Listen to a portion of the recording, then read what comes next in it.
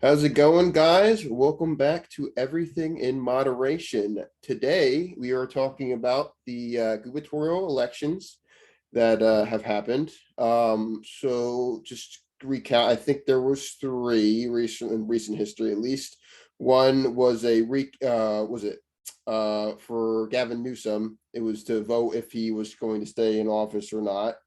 And he was successfully stayed in office. Then there's the New Jersey one, which we just found out that Phil Murphy won, and then there was the Virginia one, where Glenn Youngkin won. So today I'll be talking about the Virginia election first, and then we'll move on to the New Jersey election, where Anthony will cover that one. So first to start, who is the candidate, or who were the now governor and the guy who lost? Who are they? So let's start with Glenn Youngkin. So Glenn Youngkin was a former CEO of a private equity firm named the Carlyle Group, and Terry McLaughlin, I don't know if I'm pronouncing that right, was the former chair of the DNC, a banker, a real estate developer, hotel owner, and an internet venture capitalist. So I guess it's your regular run of the mill, politicians that are coming in. So I didn't really find anything very interesting with just their backgrounds. But one thing I found interesting in particular was the importance of one issue. And I'll share my screen just to show you an interview I was done with a Virginian. Okay, let's go here. Share sound. Okay. What's the most important issue in the governor's race here in Virginia? Getting back to the basics of teaching children, not teaching them critical race theory. And what is critical race theory? Well, I'm not going to get into the specifics of it because I don't understand it that much, but it's something that what little bit that I know I don't care for.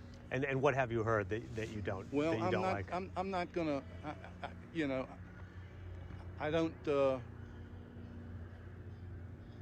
I don't have that much knowledge on it, but It's something that I don't care for. What's the most important issue in the governor's race? So apparently the most important issue in Virginia is CRT. I don't think that guy did a very good rendition of what CRD is, or didn't really know too much about it, but apparently it is a very important issue in Virginia. So, especially in Loudoun County. Yeah. So what is CRT? Well, me and Anthony actually were in the same class. We did a debate on this not long ago. Not long ago. We did debate on it. And me and you are actually in the same class, law and power, I believe, where they discussed and taught us critical race theory, which is basically, things in history. I'm not going to go back to it, but when I was in law and power, I was never taught critical race theory. No, we were taught it. It was they brushed over it. But it wasn't a very important aspect of the all I know is that when I was in it with Professor Patty, I was never really taught it was I think it was like 1 or 2 days, so you might have missed it or something, but or maybe they just changed the curriculum. I don't even know. So let's talk about that. So why is this a very important issue to Virginians? I'd say it's an important issue because parents don't want their kids to learn that they're inherently racist and if you're born white, you're automatically born privileged. They just want their kids to learn the facts. Okay. And have you seen things? Just look what happened just the other day. There was a concerned dad saw that his daughter was raped by a transgender in the woman's bathroom, and supposedly, he wasn't allowed to speak out. He was just told to keep quiet about it. If this happens, let's say if me or Danny's kid gets raped in the bathroom, of course we're going to speak out against it because we want our kids to be safe. Why would these school boards be silencing these parents for? Because and even Loudoun County said that they covered the whole thing up to protect the transgender community. And I'm not saying that people in the transgender community are bad people, but if you're going to be one-sided towards certain people, then there's going to be a little bit of a problem. Okay. Let's move away from the discussion of critical race theory right? Because we already talked about this in our episode. Let's talk about why it's important in Virginia. So for one fact I will put out there is that critical race theory is a college level subject. So it's not taught in any high schools or middle schools or even elementary schools. So it really isn't something that should be a huge concern for Virginians unless you yourself are going to college and just don't want to learn about this. But let's take a look at the numbers and where critical race theory has been appearing within the news. So I'm going to share my screen again. So this is the mentions of critical race theory on Fox News. So as you see, we have in June 2020, not too many mentions, and then a spike in September 2020. And the reason why there was a spike here is because Donald Trump signed an executive order to make sure that contractors and federal contractors aren't teaching critical race theory. So, do it as whatever you will with that. But so then after that, again, very low mentions. But then you see around March and April, there was a spike. So why was that? Well, let me share with you one of the things. How about we see a chart that says CNN mentions of critical race theory? Oh yeah, I bet they don't mention it at all, to be completely honest. But I'm talking about, I'm going to be coming into an issue here. So let's go, and I'm going to show you another thing. So this is an article by the Manhattan Institute. What is the Manhattan Institute? Well, it is a think tank of policymakers that like to bring up subjects. So they go into here a lengthy article of critical race theory. So why am I showing this? Well, today I want to talk to you about a very important issue when it comes to governor races. And it's the pure fact that sometimes races can be purely dependent on what's called dog whistles. What's a dog whistle? Do you know what a dog whistle is? Oh yeah, you're asking me that question. Yeah. If you don't know, again, it's a weird term. It's not really used too often. I mean, I know the term, but quite honestly, I can't really like put my own definition out there. Right. So as we saw, the guy before in the interview didn't really know what critical race theory was. However, he knew what critical race theory. He knew the name at least. So this is what we would call in the political business a dog whistle. A dog whistle is a phrase that can get the people riled up. Like, for example, social justice warriors is probably a dog whistle. There's like you could even do one. Trump is a big dog whistle. He's probably the biggest one we've seen in a while, right? And it's these words that bring up motions. So how are they created? Well, the Manhattan Institute, as I said, the think tank that it is, has basically created a following behind this phrase, in that it definitely draws a lot of emotion out of people in Virginia. As we see, it went from literally right after that article, me mentioning 537 times on Fox News to 901. So that's a lot of freaking mentions to be talking about critical race theory. But why does the news media do this? Why do they constantly mention critical race theory, or just Donald Trump, for example? Why does CNN constantly talk about Trump and how bad he is, right? It's a dog whistle. So you're trying to inspire your base to be very, very, very concerned about something. So why am I talking about this, about the Virginia election? Well, Governor now, because it was a major dog whistle. It was a major dog whistle that Youngkin used to rile up the base of Virginia and get them very concerned about it. So what is my problem with political dog whistles? Well, when you talk about a governor race and when it matters to the public, what really matters is the policy. What are my tax dollars being used in the government of Virginia, the local government of Virginia? What are my tax dollars being used for? What programs are they going to? Or like what kind of government programs, or what is the government doing with my money that I'm giving them? I mean, that's probably a major concern, to anyone. However, it's really not that case when it came to Virginia. I mean, obviously, we heard from a Virginian themselves that their number one concern is critical race theory, and they couldn't even name it. So this is the problem with certain elections. I don't say that it happens at all. I certainly don't think that it really happened in, New Jersey. I can't really think of a dog whistle that happened there. But Well, critical Virginia, race theory is also happened in New Jersey too. right, but it wasn't used in the same way as a dog whistle, I would say. Oh, I think I know what I know we're kind of moving on into about to go into New Jersey a little bit, but I think one dog whistle that the Murphy camp used was they just used Trump as like a buzzword. That kind of Oh, I riled their bet, base yeah. up. Yeah, Yeah, definitely, yeah. and And they just like, kept comparing Jack Ciattarelli to Jack Ciattarelli's a fascist. So, well, meanwhile he's not a fascist.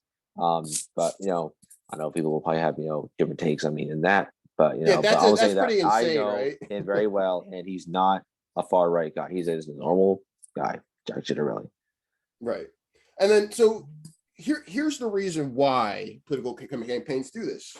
Are you going to feel very connected with a private equity owner? I mean, I don't. He was a CEO of Carlyle Group. Pretty crazy. I mean, I'm not going to say that the other guy was any better. He was a venture capitalist, but I don't really care about him. He's just some rich guy that now is running for governor. I'm caring now about his policies. So how do we get away so we don't look at these policies? Because they don't want us, honestly, to look at their policies because that's boring shit, and it's better to just get people excited about something to vote. I mean, if I am I going to be super excited to vote about the pension fund and blah blah blah in Virginia? I mean, if that doesn't directly affect me, probably not. However, if I find a subject that really irritates me, that draws some anger out of me, like I don't know, not me specifically, but critical race theory can be one of those topics because, as Anthony said, that can draw up feelings like, oh my God, it's trying to teach our children that black people are inferior, blah blah blah blah blah, all these talking points. But in reality, it's really not something that matters too much. I mean, almost at all, just because you have to go to college, you have to pay for the course to take it. You have to pay to learn about critical race theory in college. So I'm going to finish this really by saying this. Elections that are run this way are not going to be very good for the people of Virginia. Why? Well, what are the policies of the governors? I mean, if we're not focusing directly on the policies of these people that we're electing, then we don't know what we're going to get. It could be the mystery box, it could be whatever. We don't know what's going to happen or the policies of these people. So I think that we need to, at least in Virginia's case, shift away from these dog whistles and start talking about, regular policy. And, and I think a good transition to this is, or at least we can go to Anthony here, and he can start talking about the policies of, Jack Ciattarelli. He's got a really important policy that a lot of New Jersey people want, which are lower property taxes. So I'll let Anthony talk about that. Okay. Obviously we're talking about the election. So just tonight, a couple minutes ago, it's about like half an hour ago, in my time, the New York Times and AP polls have called it for Phil Murphy.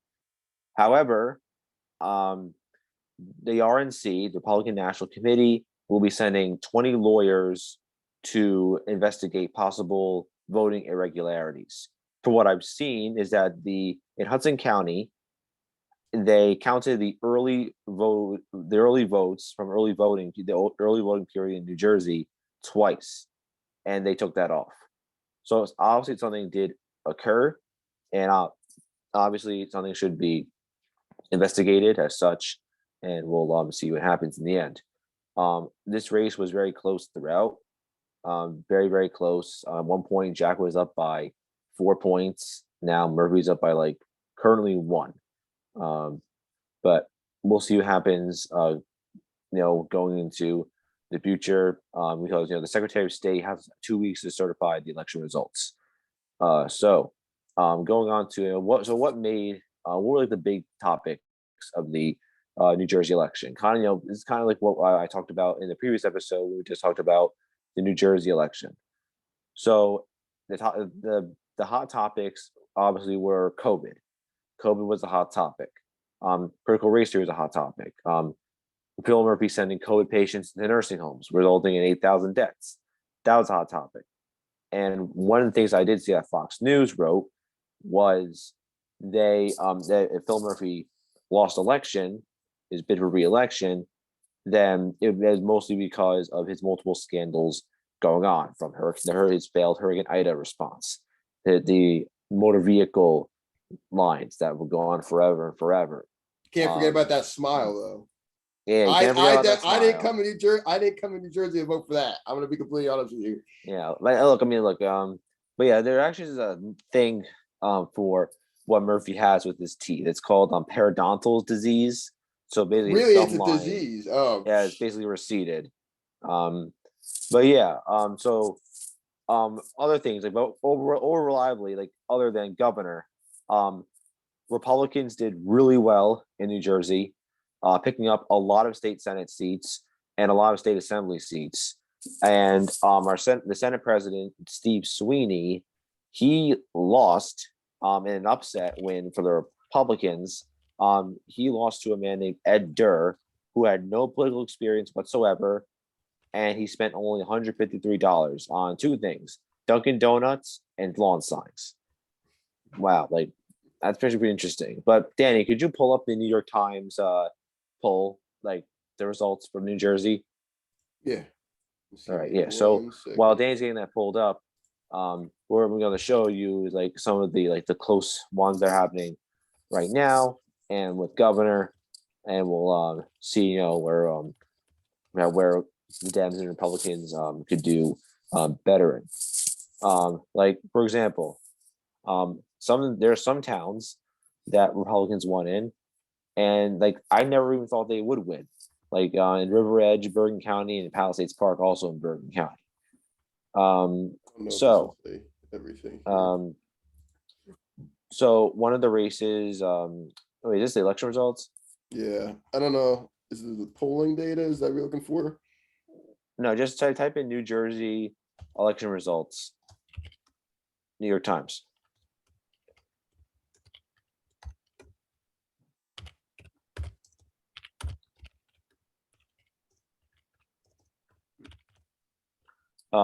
But yeah, so it's obviously even if Jack does not pull this out, this win, look, there's a lot the Republicans have to be proud of.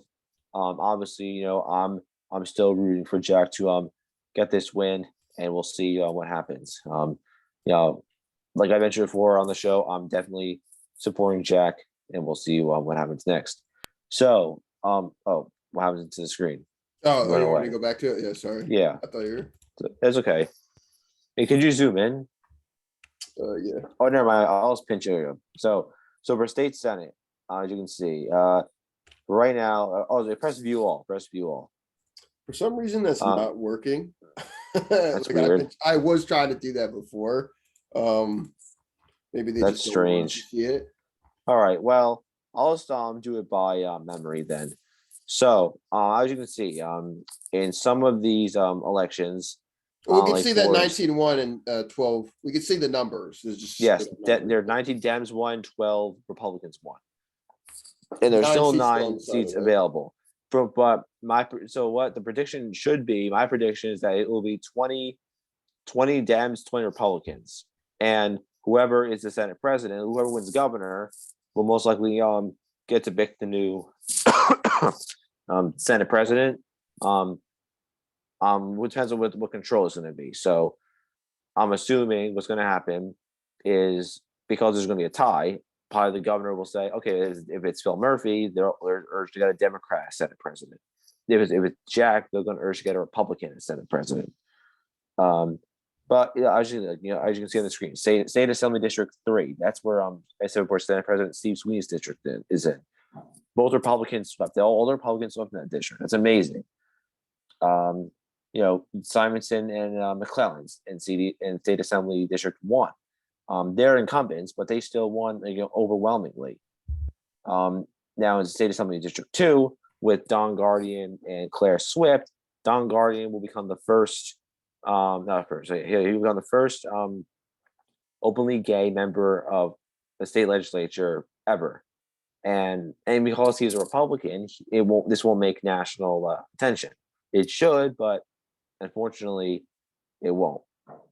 But now let's change a little gears now. So why was this gubernatorial election in New Jersey so important? Well, number one, there's two streaks on the line for the Republicans and for the Democrats.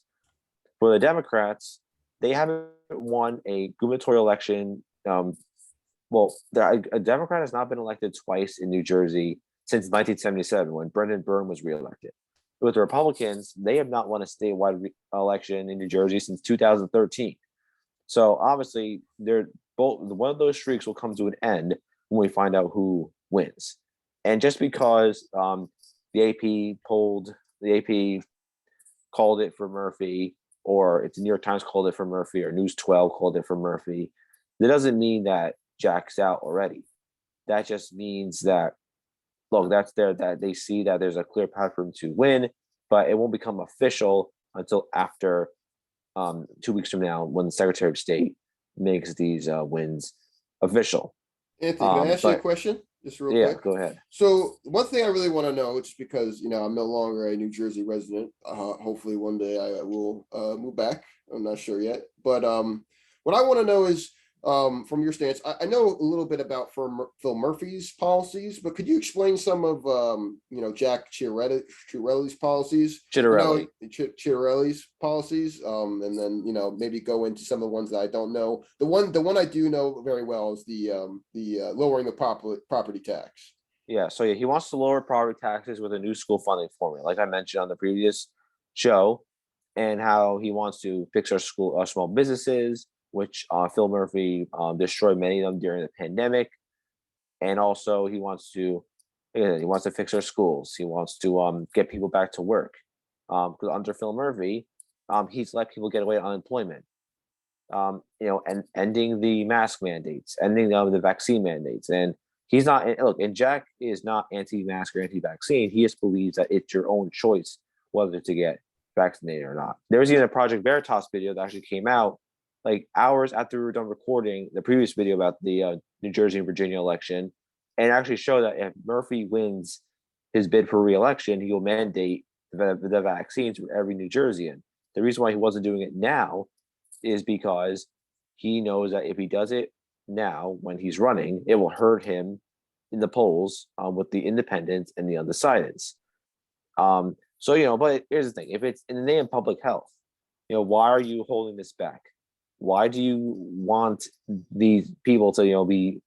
You're planning on getting these people getting mandated for a vaccine, but you're holding it back because you're worried about winning an election. But you know what? That's what Democrats know best. They know what's going to hurt them in the long run, and there's only one thing they care about: power. And they're addicted to power. And once you get hooked on power, it's like drinking alcohol. You just need more and more and more of it. So one thing I also want to bring up is the reason why this is such a controversial issue is because Biden did a soft mandate for the vaccine. What is a soft mandate? It's not going saying you're getting the vaccine right now or you get arrested. It is basically you have an option. You can either get vaccinated or choose to get tested weekly. I believe. I'm not sure about that. But what usually happens, another thing also is that I think it's over 100 for businesses with over 100 people. That's where that goes and requires. So where Phil Murphy splits from this is he's now trying to follow New York's kind of policy where they're now mandatory vaccines, and they're kind of just basically overcompensating. So that's definitely definitely a big issue this election. Another issue was the property tax, and this is just a general for a lot of New Jersey people. And the reason why is because New Jersey people are taxed a lot, like compared to a lot of states. The most overtaxed state in the nation. And Phil Murphy said that if you're a one issue voter and a tax rate is your only issue, we're probably not your state. Yeah, and it's the highest property taxes too, the highest property in the country. Yeah, in other words, what he pretty much said is that if you don't like paying high taxes, then you can leave. What an insult to every single New Jerseyan, he said right there. But look, you know what? There's something that Jack always said on the campaign trail, how Phil Murphy was never born here, wasn't raised here, never went to school here.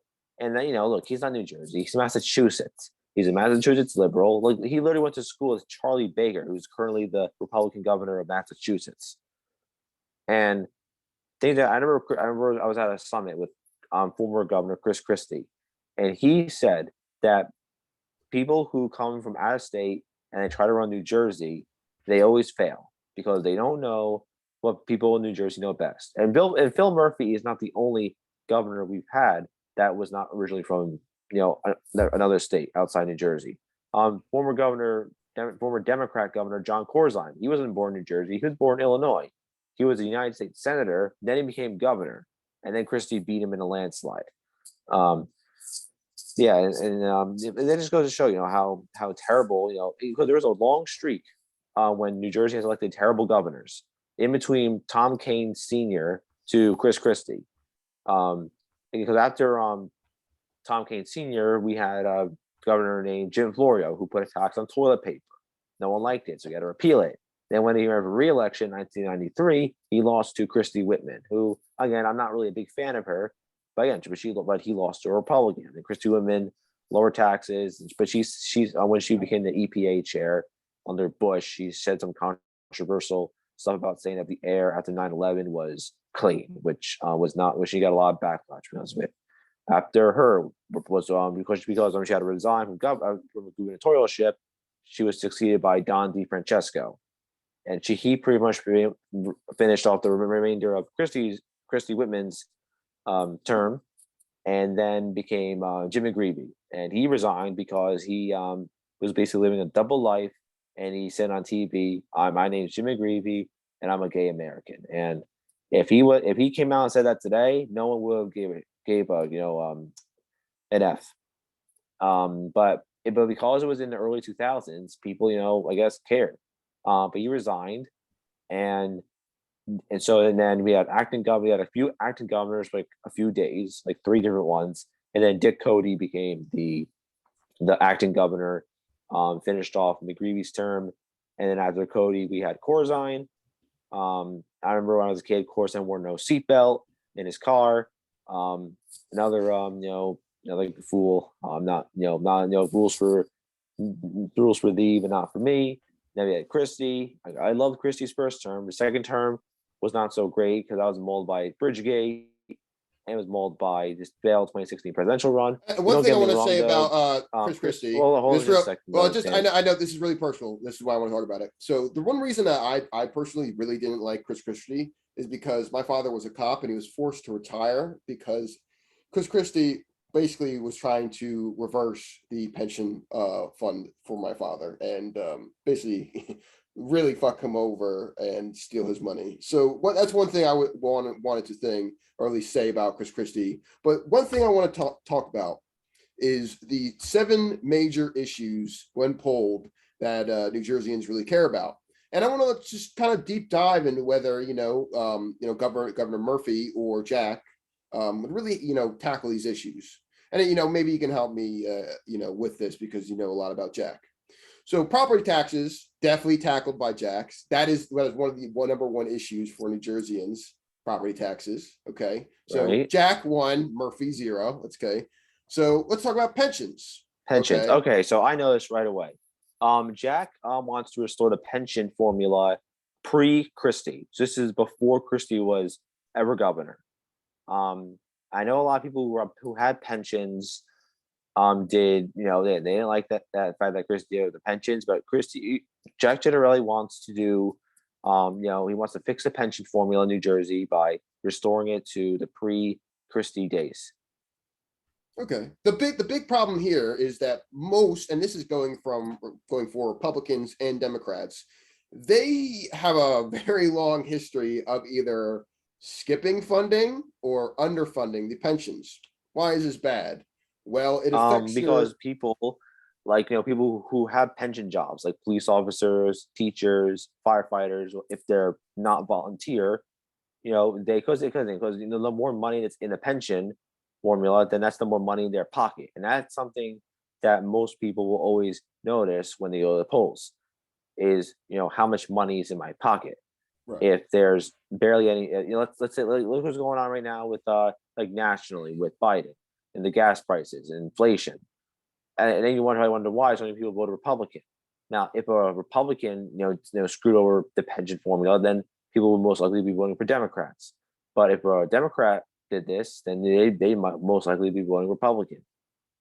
Yes, pensions are very important. Yeah, and also, and the pensions are very powerful in New Jersey.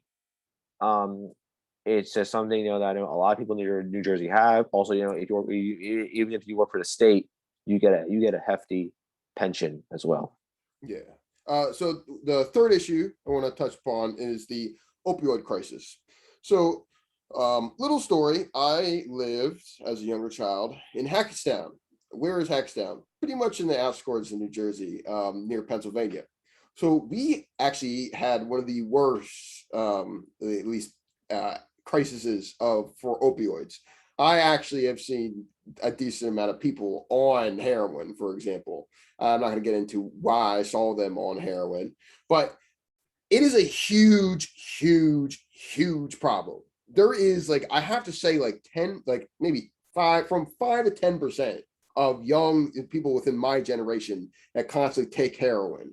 So, how do we, resolve this? Well, traditional, methods were really involved, in a quick check bathroom, putting a blue light so they can't stick a needle in their arm.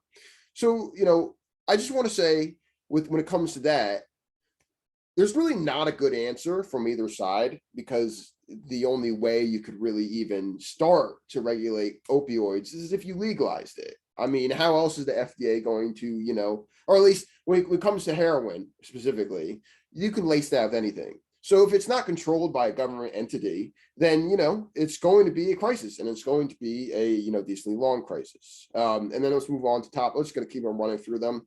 So there's the NJ Transit, which I think we all know, at least, especially within our infrastructure on our roads, it's really shit. I mean, there's so much traffic going in Morristown. So that is definitely infrastructure spending, which ties into point number 5 in the state budget, where we definitely keep on hitting, large last minute shortfalls on our budget, which is definitely not good, because it creates situations where, people have to do a toilet paper tax, for example, or just find some way to tax people to get, more money for the state budget. There's education, which the reason why that's so important is because New Jersey is one of the #1 states for education, and that has decreased since 2000, which is very concerning. And the last example, and I don't really understand how this even made it into it, but is the lack of funding for the state medical examiner. And this one I will put on Murphy, because he did fund this during his campaign. Not really fund it, but moved it into or at least collided it into another division in the Department of Health. So just, what do you think? What do you think Jack really would do about these policies? Because you would know him best. So about the opioid crisis, obviously he wants to get drugs out of the wrong hands of people, about bad people especially. Obviously, people dying with fentanyl, heroin is not a good thing. I just was looking at like what other kind of things you were saying, but I think when it comes to Jack, I think when it comes to his policies and his plans, and he has like a really good lockdown of like what he wants to fix about New Jersey and what he wants to fix about like, all the inflation. Like you say about the budget. Ever since Murphy became governor, originally our governor was in Christie's last term. Our budget was $34 billion. Now it's going to be $46 billion next year. It's gone up 12 billion. It's gone like $12 billion since Murphy took over. Budget's overinflated, and look, and the more money the higher the budget is, the more money they take from the taxpayer. And if Jack goes down, and Jack becomes governor, he will rebalance the budget, bring it back to to a lower cost. And things New Jersey spends money on stuff they don't need, and that's something that Phil Murphy has done a lot. Yeah, definitely. So the final question I want to ask you, Anthony, is what do you think was more important within this race specifically? Was it critical race theory, vaccine mandates, stuff like that? Or do you think it was actually substance issues, like all the issues I presented before you? Were they, talking about, obviously, I definitely have to give Jack credit. He tackled a major issue that a lot of New Jerseyans are concerned about, which are property taxes. But, when it comes to the rest, I don't see anything from both sides, which concerns me. There wasn't a huge amount of talk about it, but what do you think? Do you think that this Well, election was better in terms of like the past elections, like when talking about subsidence policies, or do you think it there was have more been dogmatism? some similarities between Murphy and Chitterelli at the debates. Like, for example, it actually kind of helped Chitterelli that he actually voted for illegals to get driver's licenses. And it's something that Murphy couldn't really jab him about because that's Chitterelli's voting record. But most of all, I think a lot of people really turned out this year because of the mask mandates in schools, and then parents really don't want their kids to be forced to take a vaccination. So that really turned out a lot of parents to vote Republican, and to be honest, I don't really even know like how could you even vote for the governor who is responsible for 8,000 deaths in seniors and veteran care home facilities. Well, obviously, from what New York Times and AP say that that Murphy won and that New Jersey still wants to vote this way. But let's see what happens in 2 weeks, and we'll probably follow the subject very closely and see where the New Jersey gubernatorial race ends. And will Jack prevail on top with these possible voting irregularities? All right, well said. I think that wraps up today's discussion on the gubernatorial elections. Thank you guys for joining us, and Yep. Thank you, have a guys. good day. You too. Yep.